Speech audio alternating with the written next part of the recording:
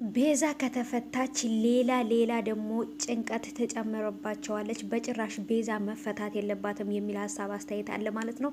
እኔ ራሴ ቤዛ በመፈታቷ እጅግ በጣም ስጋት ሆኖብኛል። ምክንያቱም በአሁኑ ሰዓት እነሱ እነ ኤፉዬ እነ ናቱ ያሉበት ጭንቀት ጭራሽ ቤዛ ከተጨመረችባቸው ሌላ ታሪክ ነው የሚፈጠረው ማለት ነው። ሌላ በሽታ ነው እሷ ከተጨመረች ማለት ነው። ውዶች ምንም ማድረግ አይቻልም። ጽዮን እንግዲህ ደጓን ጽዮን ሳይሆን መጥፎዋን ጽዮን ነው የምታስታውሰው። ምንም ማድረግ አይቻልም። ቢኒያም ፍቅረኛዋ እንደሆነ አምና ተቀብላለች። ግን ደግሞ የበፊቷን ትክክለኛዋን ጽዮን ራሷን የበቢችን የተቀየረችውን ጽዮን ብታስታውሳት በጣም አሪፍ ነበረ።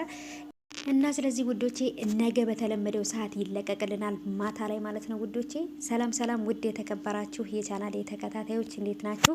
ከኔ ጋር ሁሉ ሰላም ነው። ሰላማችሁ ይብዛልኝ ባላችሁበት ውድ ቤተሰቦቼ። የሀረግ ድራማ እንግዲህ ነገ በተለመደው ሰዓት በምንጠብቀው ሰዓት ይለቀቅልናል ማለት ነው።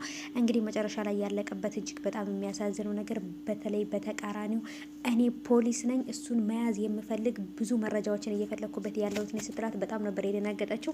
ምክንያቱም እንዴት ፖሊስ እዛ ቦታ ላይ ሊመጣ ቻለ? እንዴት ፖሊስ ሆና የነሱ ጓደኛ ልትሆን ቻለች? ብላ ግን ደግሞ ሀይዋን ያደረገችውን ነገር የቤዛ ጓደኛ ተነግራታለች ብዬ አስባለሁ። እሷንም ከሞት ያዳነቻት ደውላል ለፖሊስ ቤዛን ያሳዘቻት ብዙ ነገር ያስደረገቻት እሷ እንደሆነች ብትነግራት በጣም አሪፍ ነው። ታምናታለች።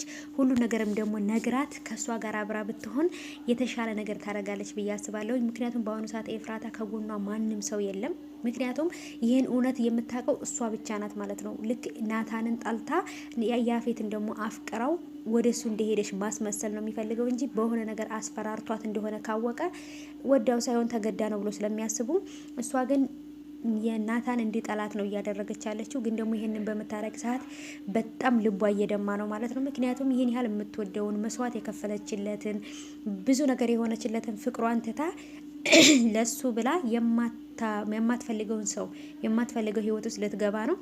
እኔ የምለው እንደውም እንደዛ ነገር ውስጥ ከምትገባ ናታን ራሱ ታስሮ ማለት ነው። ከዛን እሷ ውጭ ላይ ሆነ ነገሮቹን አጣርታ ይሄንን ነገር እንዴት እንደተደረገ ያን ሞተ የተባለውንም ልጅ ናታን በሽጉጥ የመታው ልጅ በሽጉጥ አልመታውም። ሲጀመር ለድራማ ነበር እንደዚህ ያደረጉት።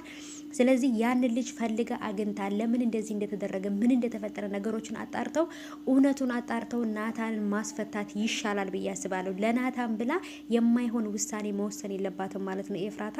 ምክንያቱም ኤፍራታ በአሁኑ ሰዓት እሱም ደግሞ ያፌትም ደግሞ ቤዛን አስወጣሻለሁ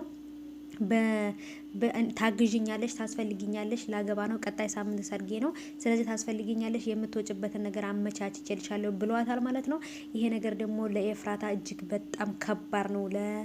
ለናቱም ቢሆን እጅግ በጣም ከባድ ነው ማለት ነው ውዶቼ። ምክንያቱም እሷ ወጣች ማለት ሌላ በሽታ ሌላ ጭንቀት ነው የምጨምርላቸው ማለት ነው። እኔ እውነት ለመናገር ነው ብዬ ማለት በጣም ከብዶኛል። ምክንያቱም በአሁኑ ሰዓት ኤፉዬ ያለችበት ሁኔታ ናታን ያለበት ሁኔታ ቤተሰቡ በአጠቃላይ ታምሷል ማለት ይቻላል ውዶቼ። እናንተስ እንዴት አያችሁት? በጉጉት እየጠበቃችሁ እንደሆነ ተስፋ አደርጋለሁ። ምክንያቱም እንዲለቀቅ እንፈልጋለን። ሁላችንም በጉጉት እየጠበቅን ነው ማለት ነው የሀረግ ድራማን። ምክንያቱም ያለቀበት ፓርት ላይ ፖሊስ ነኝ እንደውም በተቃራኒው እኔ ፖሊስ ነኝ ስትላት ምን ብላ ነበር እዛው ላይ ያለቀው ማለት ነው።